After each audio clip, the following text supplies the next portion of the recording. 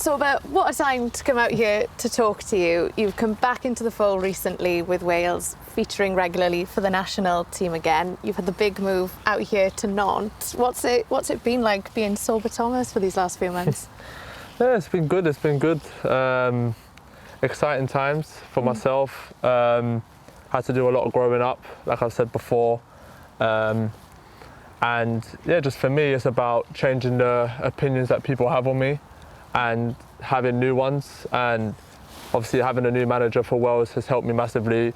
Being out here in France has humbled me, which is good, which is what I needed. And yeah, just for me, I just want to keep learning, being the best player I can for both Nantes and Wales. And yeah, for me, I'm just enjoying it at the minute. Why Nantes? Why come out to France to play your football? There was a lot of noise around me, some good, probably more bad. I felt like a fresh start was needed for me, my family. And when I got the opportunity to come play in France, play in one of the top 5 leagues in the world, for me it was a no-brainer.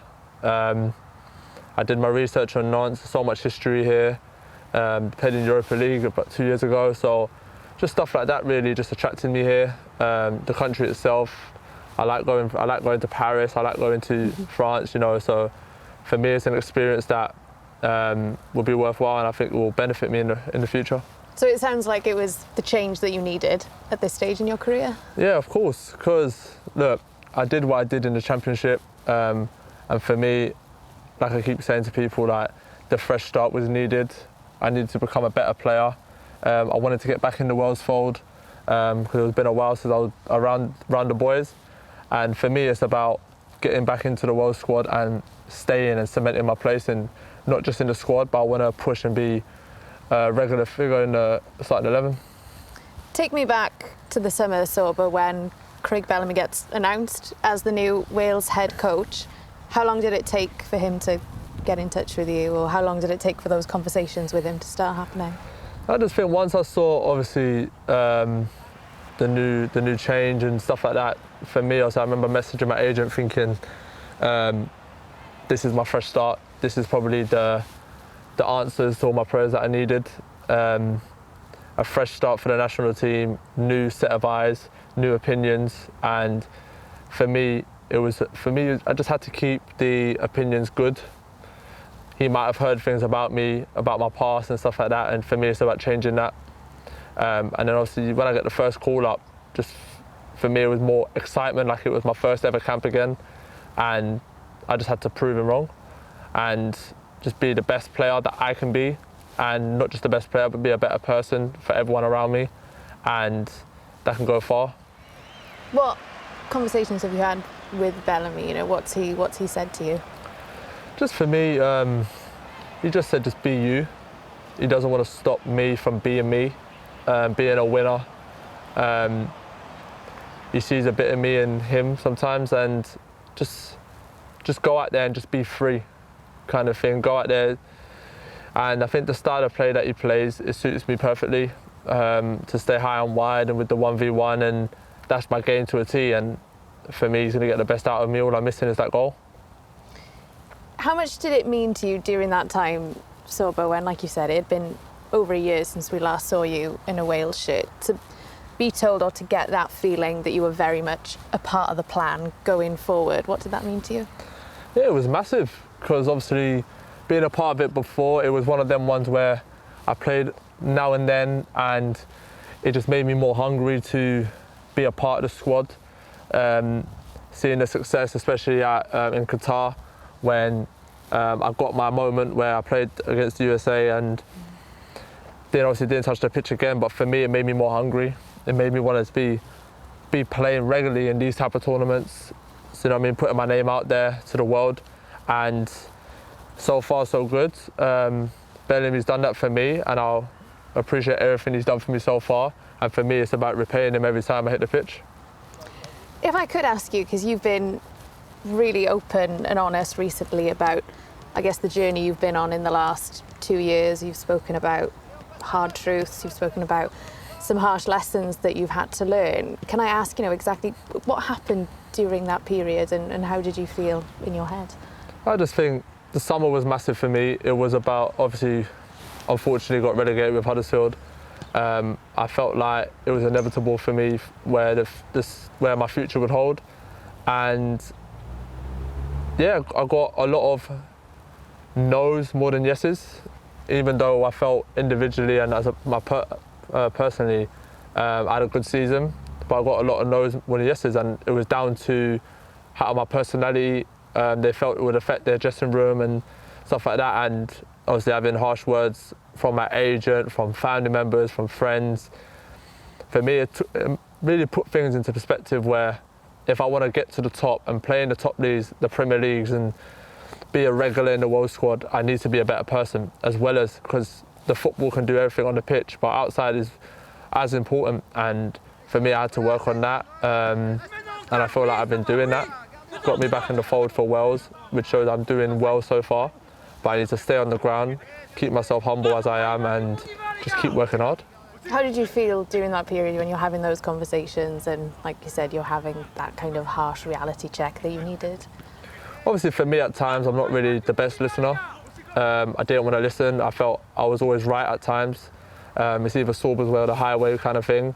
But then when you actually really listen to it, and it's the people you care about the most who are telling you these things, you've got to kind of put your ego to the side and kind of sit there and just listen. And they realise they're doing it for the best to help me, and they're not against me, they're with me. And I took it all on board, and I feel like so far I've been good, you know. Whether I'm playing, not playing, I'm trying to keep a smile on my face. I'm trying to be happy, humble, help the team as much as I can. And yeah, like I said, I'm just willing to learn. I'm a winner. I'm not the best loser, but there's times where I've got to keep my emotions intact and don't let the world see it. Kind of show your emotions behind closed doors, behind the pitch, maybe at home. You know what I mean? Vent to the family members if you have to. But for me, I'm just hungry, and yeah, just my whole aim for this year was to just prove all the doubters wrong, kind of thing. What changes have you made then? Well, coming out to France is one. Getting myself out of my comfort zone, learning a new language. How's that going? Yeah, not bad, Good? not bad, yeah. It's hard, but it's not the easiest language to learn, to be fair. It's hard, but it's exciting. And obviously stuff happening in my personal life, which has made me a better person and made me grow up, kind of thing. And I feel like it's the best time right now in my career where I need to do a lot of growing. Still am growing, I'm still improving. I'm not saying I'm healed or I'm perfect, but I'm still aiming to get to become the better person that I want to be and the player I want to be. And it takes patience, I know that. People's opinions are not just going to change straight away, but I feel like I'm working on it, and I'm so far so good. If this current Sorba Thomas could go back to the Sorba Thomas you were a year or two ago, what do you think he would say? I'd tell him to put his ego to the side. You're not the best player in the world, you know. Just listen. You're not always right. And listen, you can be the best player on the pitch, but you've got to be an even better person off the pitch. And yeah, that's literally the line I was giving. Okay, Wales Sorba, it's been great to see you back in the fold, back in the mix. And when you got the news that you were going to be back in the squad, but then that first game against Turkey, you're not just in the squad, Sorba, but you're straight into that starting 11. What was going through your head that day? Honestly, I was lost for words, to be fair. Just getting back in the squad. I even said it to my agent. I went, like, I've got the email here. Like, I'm in the squad. Oh. And even he was shocked. He was a bit like, oh, that's earlier than I thought we'd be up. Yeah, like, I'm in the squad. And obviously, I'm telling all my friends and my family, like, Mum, you're gonna have to get ready. You're coming to Cardiff, like. And then it was emotional because it just helped me show myself that I'm doing the right things and the gaffer's watching. So just keep doing what you're doing. Stay humble, like I keep saying. And listen, I might go there. I wasn't even thinking to even be a part of the game, to play. Just thought, if I go there and I don't play, just keep a smile on my face, train hard. There's always another camp. to make your move. And then I remember him pulling me saying, I'm starting you against Turkey. And I was a bit like, what? And it was just a shock. And as casual as that, just you're starting? Yeah, just you're starting that. It was just, he's a man of a few words kind of thing. So I'm getting used to that. So I just remember once he told me, it was kind of on the phone, ring this person, like I'm starting kind of thing. Tell my brother, look, you got to book the day off work, you're coming to watch it, you're all coming. And then, yeah, the game happened. I still feel like from this day I was never offside. But, I'm going to ask you about that in a bit now. But it was just an unbelievable moment, you know, to kind of, I felt like I was introducing myself to the Welsh crowd for the first time. Okay. And yeah, it just felt good. Because your performance, that game, Sorba, you got player of the match, and then the disallowed goal, we could see the reaction in your face. You were so gutted, because of course that would have been your first goal for Wales. Yeah, it was just, for me, I had, week before that, I remember getting a goal disallowed here at home for Nantes to get my first goal, and it was just, in my head, I thought, oh, VAR is definitely against me here. But it was, for me, it was, the moment was getting in the starting 11, and then that would have just been my Welsh moment. I felt like nearly everyone's had one, and I feel like mine just hasn't come yet. Because like we said before, like it was a frustrating time, past year or two, not being in the squad, and I felt like my Welsh moment was probably never going to come. But once I got the chance, and then once I saw the ball going in, I thought, here's my moment, like this is my moment. And then obviously seeing the linesman and the rest has happened, and it was just like, okay. But then I felt like I'm getting closer and closer to that goal, and for me, why not? Why can't I get it in the next camp?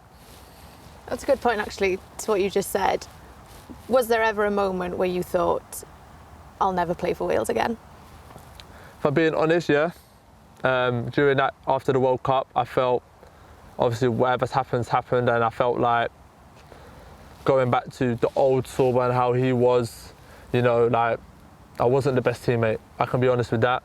I wanted to play because I felt there was times where I'm going into camp and playing my best football for Huddersfield at the time, and then I'll go to camp and I'm just not playing, and it was frustrating. And for me, I'm someone that struggles to hide my emotions at times, which is something that I'm speaking to psychological people to help me with that, how to not show your emotions, best ways to handle anger, upset, stuff like that, like how to handle it better.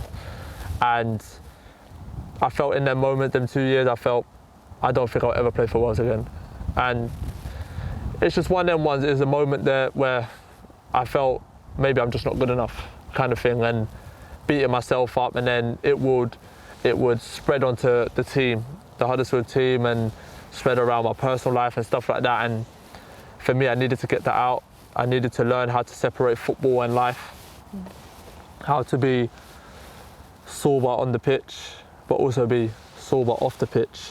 So 2 different lives. And for me, I feel like right now I've got that, where I'm kind of away from friends, away from family, so I can work on myself, work on my mental. And yes, like I said, I'm happy with how I am at the minute. I'm becoming a better person around the boys. Like I said, I'm learning French, which is something I didn't think I'd do, but it's exciting times, to be honest. Looking ahead to these last 2 Nations League games, Sorba, I feel like this campaign has flown by, but you're unbeaten at the moment under Craig Bellamy. How determined are you as a group to finish this campaign as strongly as possible? We want to finish top of the group. That's the aim. That's where we want to go. And for me, we've got 2 of the better teams in our group to play. We played Turkey at Cardiff. Felt that we should have won the game. Why can't we go there and win the game? Obviously, we saw what happens in Iceland, but now they're coming to our patch. You know what I mean? Our weather. So, you know what I mean? Not as cold. Yeah, it's not going to be -10, but it might be flipping 10 miles per hour of rain. But do you know what I mean? It's exciting times. Like you said, we're undefeated, and what's stopping us from going and winning both games, finishing top of the group? I could ask you a bit more about working with Craig Bellamy, what's it been like having him around? What's it like working with him on a daily basis when you're all on camp together? Obviously, he's so calm and relaxed, and obviously when you hear stories about what he was like as a player, you think, oh, like, he's just ready to blow. Like, who's gonna be the first one that's gonna annoy him for him to turn red and explode? And he's just calm, and I feel like it's just perfect timing for me to have someone like that, who's just calm and just believes in you. But he believes in the squad, and we believe in what he wants us to do.